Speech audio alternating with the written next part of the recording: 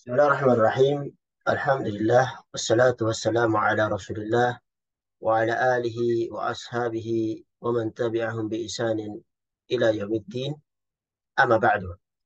Kita mulai mempelajari tentang sirah Nabi Muhammad sallallahu alaihi wasallam yang kita ambil dari kitab Ar-Rahiq Al-Makhtum karya Syekh Safi Rahman Al-Mubarakfuri dalam bahasa Indonesia insyaallah, dan kita mulai dari nasab dan keluarga besar beliau Shallallahu Alaihi Wasallam. Nasab beliau Shallallahu Alaihi Wasallam bisa kita bagi dalam tiga klasifikasi. Yang pertama, nasab yang disepakati oleh ahlu siyar wal nasab, para ahli sejarawan dan ahli nasab, yaitu nasab beliau dari beliau Shallallahu Alaihi Wasallam sampai ke Adnan. Kemudian yang kedua, nasab yang masih diperselisihkan dari urutan nasab beliau dari Adnan sampai Ibrahim alaihissalam. Kemudian klasifikasi ketiga, nasab yang tidak diragukan lagi bahwa di dalam terdapat riwayat yang tidak sahih, yaitu nasab dari Nabi Ibrahim hingga Nabi Adam alaihissalam.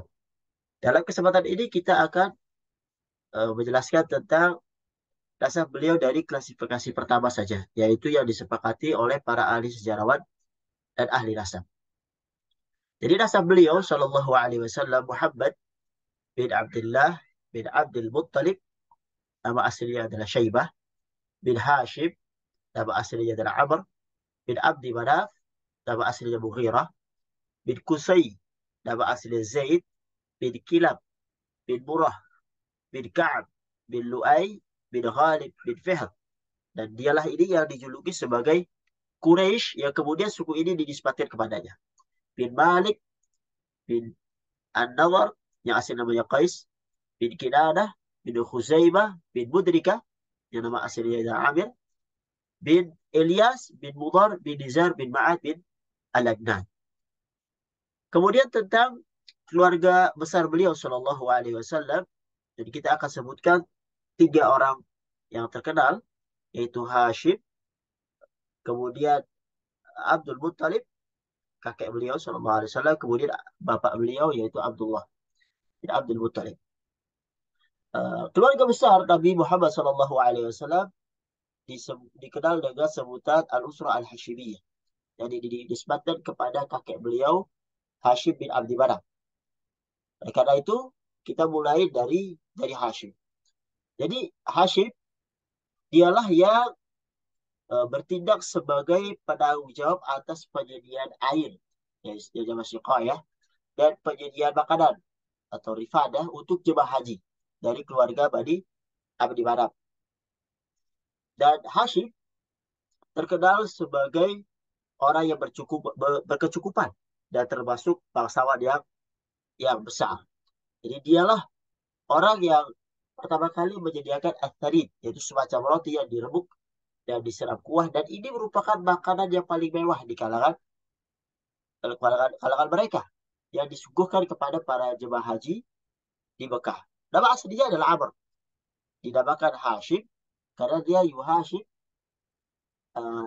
al-khubus, jadi uh, merebuk uh, roti untuk dijadikan makanan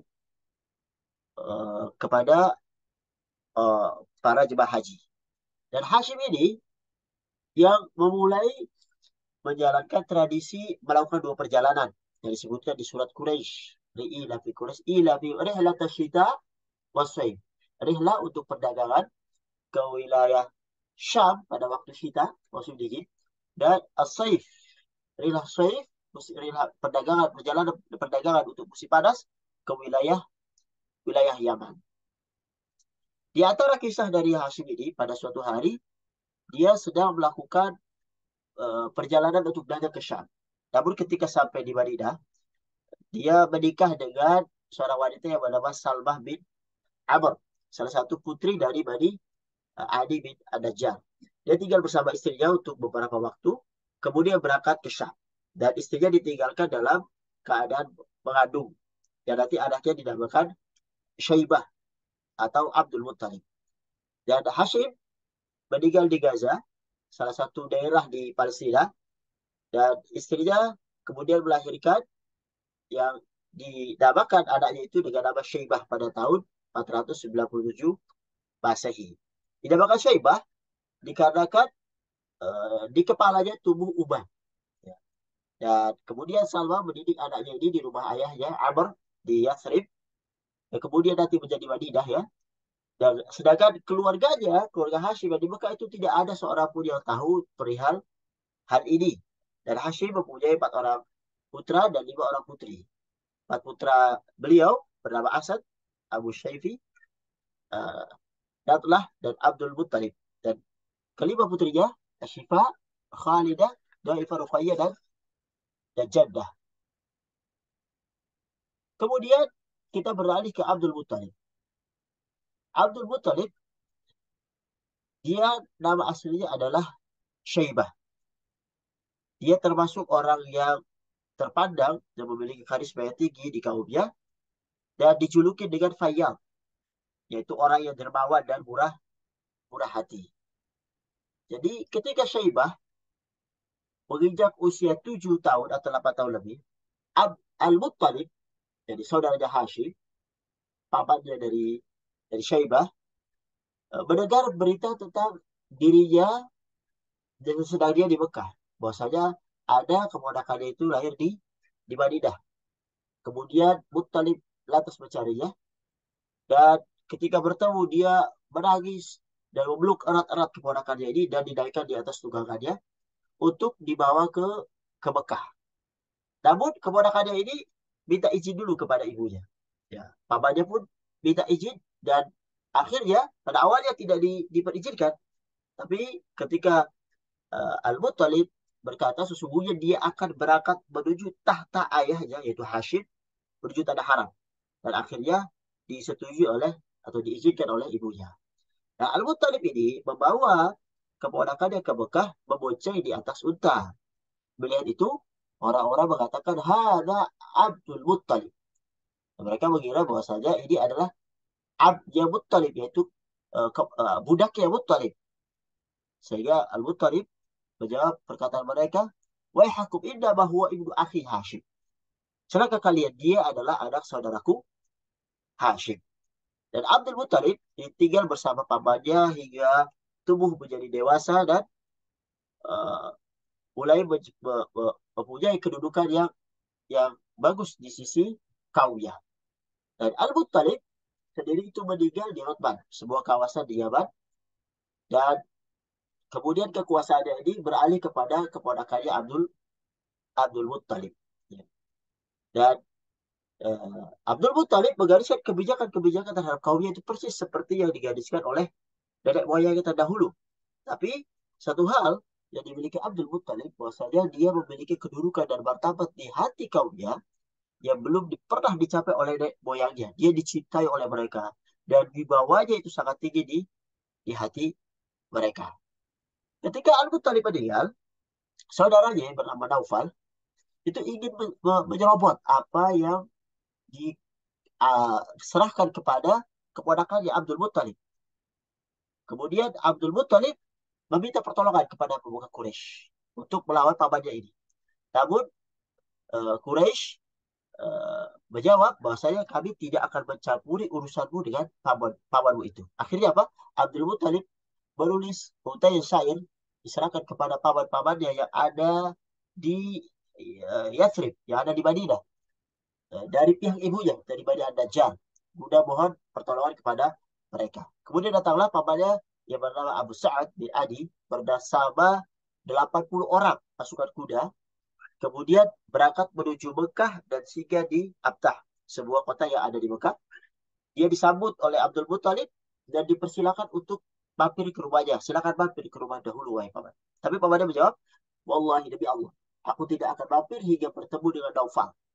Lantas dia mendatangi Naufal dan mencegatnya, sementara Naufal ini sedang duduk-duduk di Hijr Ismail bersama sesepuh Quraisy.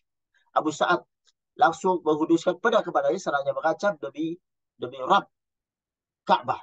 Jika engkau tidak mengembalikan kekuasaan keponakanku, maka aku akan menancapkan pedang ini ke tubuhnya. Maka Naufal berkata, aku serahkan kembali kepadanya, kepada Abdul Muttalib. Dan ini disaksikan oleh para sesepuh Quraisy di saat itu. Kemudian barulah dia mampir ke rumah Abdul Muttalib dan tinggal di sana selama 3 hari. Dan kemudian melakukan umrah. Tentunya umrah ala kaum Quraisy dahulu ya, sebelum kedatangan Islam. Kemudian pulang kembali ke Madinah. Ada 2 momen besar yang terjadi pada Abdul Muttalib. Yang pertama tentang penggalian sumur Zam-Zam. Yang kedua tentang kedatangan pasukan gajah.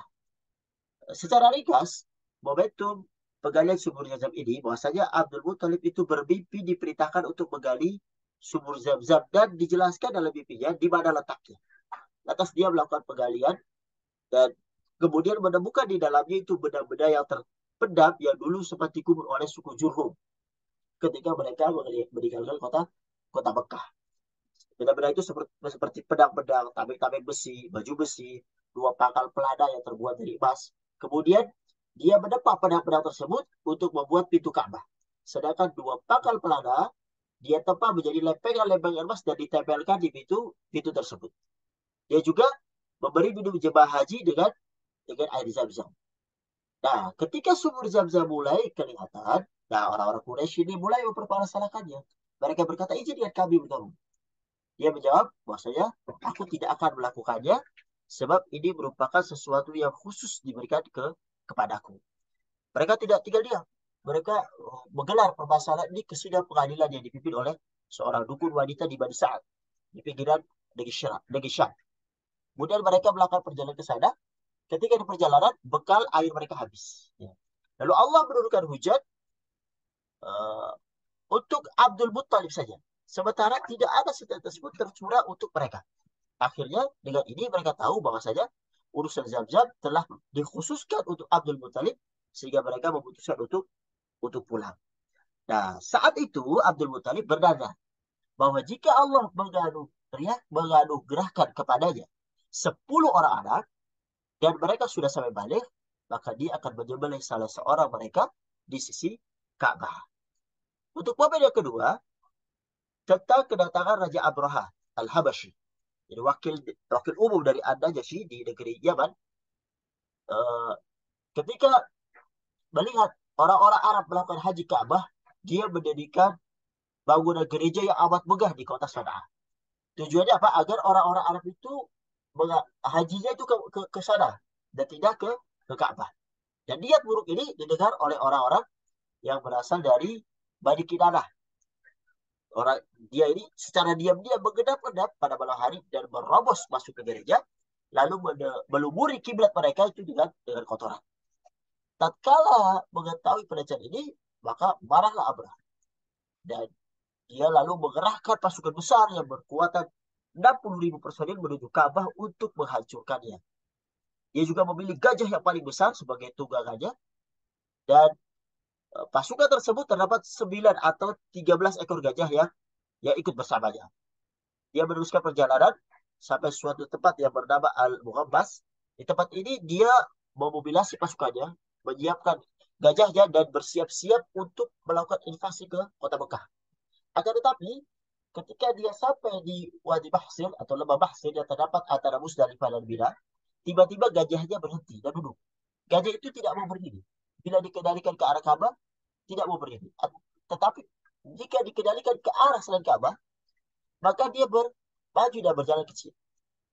Ya. Padahal mengalami kondisi semacam itu, Allah Subhanahu wa taala mengirimkan ke atas mereka burung-burung yang berbondong-bondong sembari melempari mereka dengan batu yang terbuat dari tanah yang terbakar yang disebutkan di surat Al-Fil. Itu burung-burung ini membawa 3 buah batu, ya. Satu batu ditaruh di paruhnya, 2 lagi ditaruh di kakinya yang sebesar kerikil itu. Tidaklah lemparan batu tersebut mengenai seorang, melainkan akan menjadikan anggota-anggota badannya itu hancur berkeping-keping dan binasa. Tidak semua dari mereka terkena lemparan batu tersebut, tetapi dari mereka itu melarikan diri, yang mengakibatkan mereka berdesak-desakan. Akhirnya mereka juga mati satu demi satu di jalan-jalan dan mereka binasa dan terkapar di setiap tempat. Sedangkan Abraha sendiri, Allah kirimkan kepada dia suatu penyakit yang membuat sendi jari tangannya itu copot satu persatu. Jadi sebelum sampai Son'a, dia seperti seekor anak burung yang dadanya terbelah hingga jatuhnya itu terlihat. Kemudian roboh dan meninggal.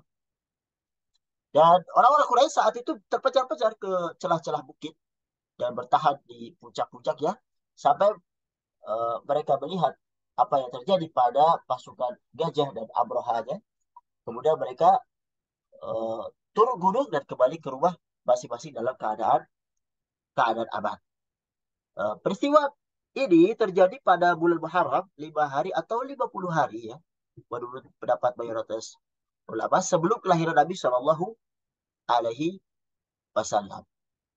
Kemudian kita akan masuk kepada anak-anak dari Abdul Muttalib. Anak Abdul Muttalib yang laki-laki itu ada 10 orang. Al-Harith, Az-Zubair, Abu Talib, Abdullah, Hamzah, Abu Lahab, Al-Ghaidaq, ya, Al-Muqawwam, Safar dan Al-Abbas. Sedangkan putri-putrinya ada ada 6.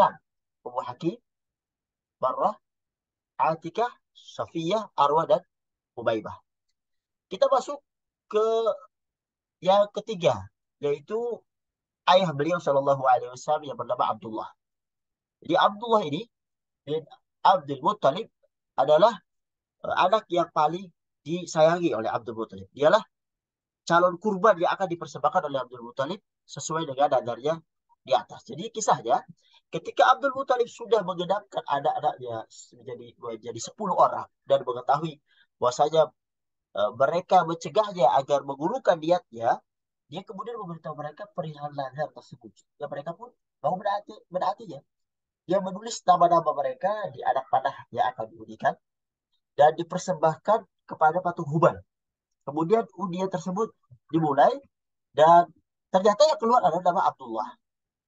Dan maka Abdul Muttalib membawanya sambil bawa pedang untuk pergi menuju Ka'bah agar segera untuk menyembelihnya. Namun orang-orang Quraisy mencegahnya, terutama paman-paman dari pihak ibu, dari Bani Mahzum dan saudaranya Abu Talib. Menghadapi sikap ini, Abdul Muttalib berkata, terus apa yang harus ku lakukan terhadap nadarku? Mereka menyarankan agar dia mendatangi tukang ramal wanita yang dan meminta petunjuknya. Dia kemudian datang kepadanya dan si peramal mengatakan untuk mengundi antara anak panah yang bertuliskan Abdullah dan anak panah yang bertuliskan 10 ekor unta. Jika yang keluar nama Abdullah, maka ditambah tebusannya menjadi 10 lagi. Dan begitu seterusnya sampai Allah Subhanahu wa taala ridha. Dan jika keluar nama unta, maka cukuplah unta itu disebut sebagai korban. Abdul Muthalib lakukan apa yang disampaikan oleh penyihir ini, peramal ini, dan ternyata nama Abdullah selalu keluar. Ya. Sehingga dia terus menambah tebusannya 10 ekor unta. Begitu seterusnya. Setiap diundi yang keluar nama Abdullah. Dia terus menambahnya dengan 10 ekor unta hingga unta tersebut berjumlah 100 ekor unta. Barulah kemudian keluarlah nama nama unta. Maka kemudian uh, Abdul Muttalib menyembelih unta-unta tersebut sebagai pengganti dari Abdullah. Dan unta tersebut ditinggalkan saja. Dan tidak dilarang. Siapa yang mau mengambilnya silakan. Atau mau makan binatang buas juga silakan. Dan dulu diat ya, ganti rugi atas jiwa yang terbunuh di kalangan orang Quraisy dulu dihargai dengan 10 ekor unta. Namun sejak peristiwa itu maka dirubah menjadi 100 ekor unta dan ini kemudian legitimasi oleh oleh Islam. Makanya beliau Shallallahu Alaihi Wasallam menyebutkan bahwa saya ada ibnu Adzabihai. Saya adalah anak atau cucu dari orang yang dipersembahkan sebagai sembelihan, sebagai kurban, yaitu Nabi Ismail dan juga Abdullah bapaknya. Kemudian Abdul Muttalib menjodohkan Abdullah ini dengan seorang gadis yang bernama Aminah binti Wahab bin Abdi Manaf bin Zahra bin Kilab. Dan Aminah ini termasuk wanita idola di kalangan orang-orang Quraisy, dilihat dari nasabnya ataupun dari martabatnya. Ayahnya adalah pemuka dari suku Bani Zahra secara nasab dan kebangsawanannya ya. Dan Abdullah dikawinkan dengan Aminah dan membina rumah tangga dengannya di kota Mekah. Nah, tak berapa lama dari pernikahan itu, Abdullah dikirim oleh ayahnya Abdul Muthalib ke Madinah untuk mengumpulkan atau membeli buah kurma. Dan ternyata kemudian meninggal di sana.